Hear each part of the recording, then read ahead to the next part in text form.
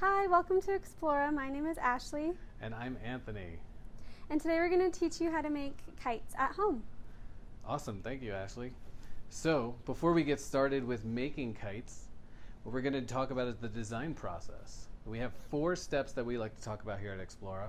So the first thing you're going to do is you're going to prepare, you're going to define the problem, you're going to come up with ways that you can solve whatever issue it is that you're having. So today, kites, right? So we're going to come up with designs, maybe some different materials that we're going to do, plan that all out ahead of time, and then start building, which is phase 2. We're going to build our design with whatever materials we have on hand. We highly encourage you at home to grab whatever you can, follow along with us, make some modifications, which leads us to step 3, which is testing it out. So after we build, we got to try out what we've done to make sure that it has the results that we're looking to achieve. And after we do that, if sometimes it works out and sometimes it doesn't, so we try it all over again. We revise and we go through the design process all over again. And there's no one way to do the design process. You don't have to go step by step. You can prepare, you can build, you can redesign right there on the fly if you need to. You're like, oh, this didn't quite work out the same way or the way that I was hoping to. So mix and match, do whatever works for you. So what do we have going on? So some of the materials that we're going to be using are scissors, some bamboo skewers, some masking tape, some fabric, some tissue paper, garbage bags, a toilet paper roll, and miter shear scissors. Oh, and some string. And then these are some ribbons that you can use to tie at the bottom. And a ruler. We're going to make 3 different kinds of kites. Ashley's going to model how to make one kind. We already have 2 other kinds prepared. So we made one with tissue paper, and we made another one out of a basic big trash bag, garbage bag. And the idea is that we test out which materials might give us the best flying machine, kite. So Ashley, walk us through how to build our kite. So to start, we're going to use 2.5 bamboo skewers, and a bamboo skewer measures out to be 11.5 inches. So we're going to use 2 of these and put them aside, and then we're going to get 1 and cut it in half with the Meyer shear scissors. These scissors are designed to specifically cut fine wood or even popsicle sticks. But if you don't have these, you can more than welcome to use just regular scissors, but we ask that you be extra careful. So we're going to grab the Meyer shear scissors, and cut it, this one in half at about 5.5 or 6 inches.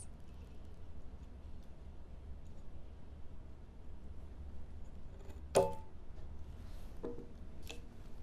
then we're going to take the side that doesn't have any points and put it off to the side. And now we're going to get these 2 and make it into a cross. Just like this. We're also going to get the half and make it as long as our fabric is. Now we're going to grab some of the tape, about 4 or 5 inches. And first, we're going to tape the bottom. I like to tape it together first and then roll it over. And you just want to make sure it's really, really tight. That way when we start flying our kites, the wind doesn't break it. Just like that.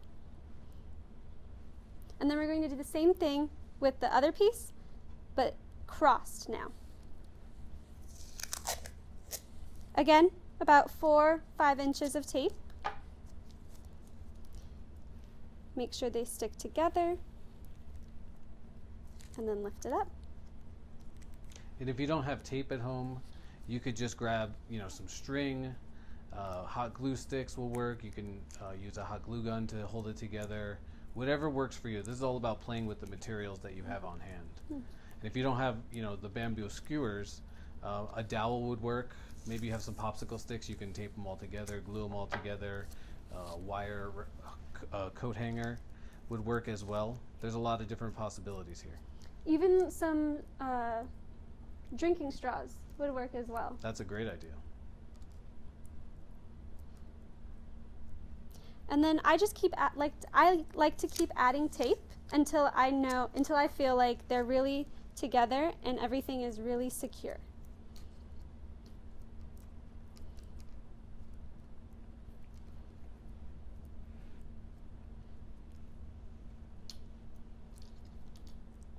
Once you feel, or it looks like everything is really tight and it's not going to budge, you measure it to where you'd like. And this fabric was already cut for us, but you can just cut it in a square or a diamond shape, and that would work just the same. If you need some flat fabric at home, you could grab a t-shirt, pair of jeans, try different types of fabric out. We just grabbed what was on hand. It was already cut into this perfect square for us, but anything will really work. And again, the whole point is to test out different materials, so experiment. So now we're going to get some more tape again, and we're going to start by folding over the fabric and having it touch onto the wood, or popsicle stick, or straw, or whatever you decide to use at home. Oof.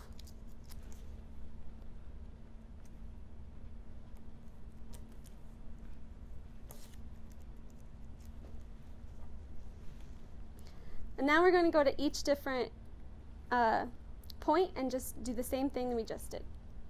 And just make sure that the fabric touches the wood. Oops.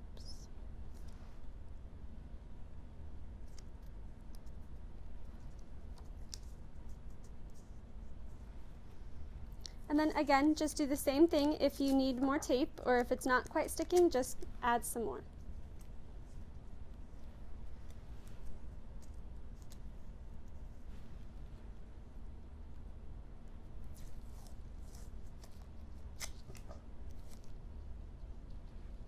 And now we're going to crease over and make it more look like a diamond. And fold it down so maybe it gives you a nice guided line.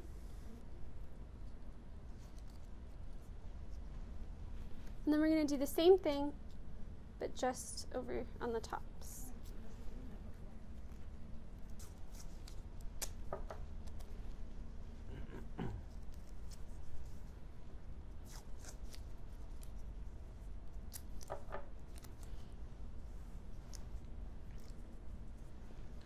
One of the really important things when it comes to making is that you prototype, right? So here we're just trying to build something that works.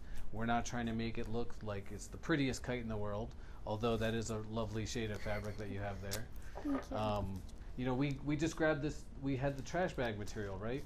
And we put tape kind of all over the place. As long as it holds together when we do our test, that's really all that matters for this particular test. And this is exactly how they do it professionally. They build a quick model first. They want to just see what it looks like. Here at Explora, when we design exhibits, we'll do stuff out of just cardboard first to make sure that the proportions are right, that the function works the way that we want it to, and then we start to build a more thorough version of that, and we just keep making that version better and better and better until we have the final product that you see on the floor. Or for example, if it's a car manufacturer, then it's the final one that's in the showroom that your parents are driving. There's, the whole point is just to go through this process until you have the version that works for you and that's the way you want it to work. So how are we doing over here with our kite? I think it's done. The tape isn't quite staying onto the fabric as well, but that's exactly what was expected. So it does look like a diamond shape, and if the tape does come over, that just means that your kite is going to stay that much more together.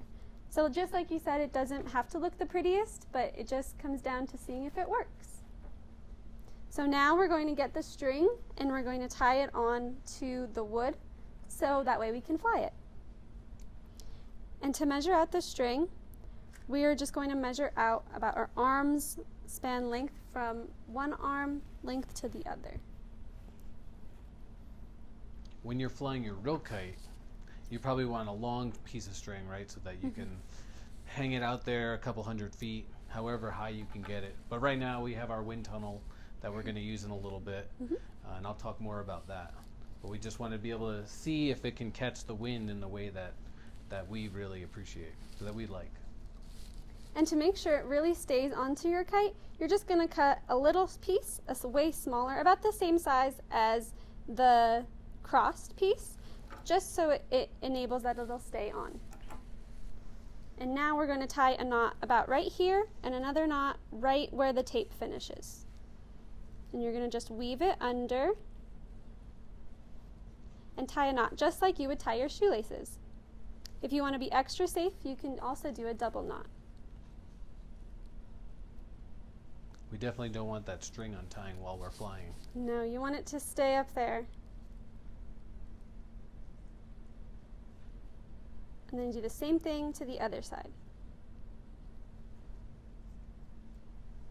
Alrighty, and then once you feel like it's definitely pretty much on there, like it's not gonna budge, you get your much longer string and tie it to the middle part of the other string.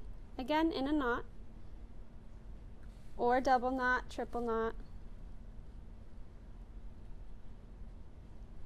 I'm going to do 3 on this one just to be safe. Sometimes it might not work if you tie it here and here, so you could try tying it here and here. Try different spots on your kite. Maybe you can secure it with only 1 knot instead of 2. That'll add to the testing phase.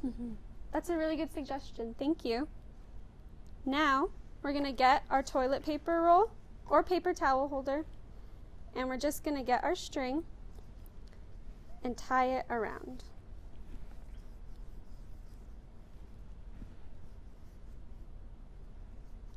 And now we're just going to tape it on to the toilet paper holder. And it's going to be the point where your string ends is where you'll tape it onto it. And this is just to ensure that your string doesn't fly off or fly away from you, even on the most windiest of days. And it also works when you're flying it, so you can roll it in and out whenever you're done flying your kite. Perfect. Are we ready to test? I think so. All right. So just like any proper testing facility, we have a wind tunnel.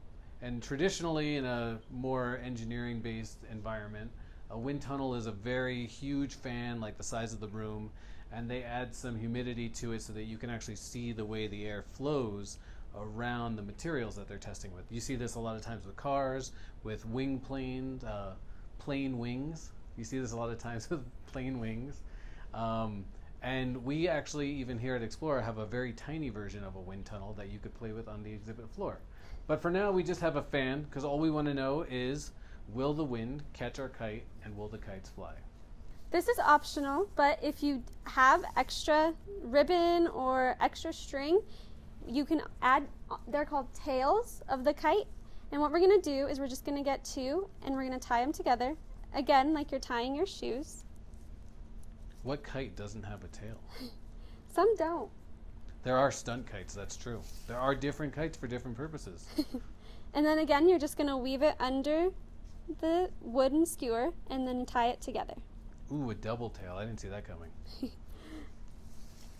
And then you have your kite.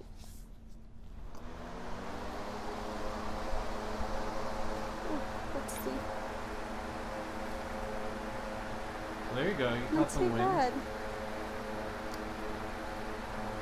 Oh, If you don't have a fan at home, you can go for the ultimate hack, outside. All right, would you turn it on for me?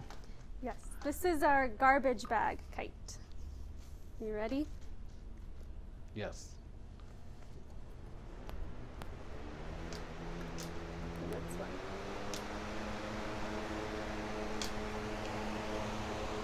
Now, what do you notice happens as I pull the kite closer to the fan? It definitely looks like you have more control of it. And as I go further away, Less seems that this particular version struggles in the wind. Yes. Now we're doing tricks. All right, let's try the last one. Last one.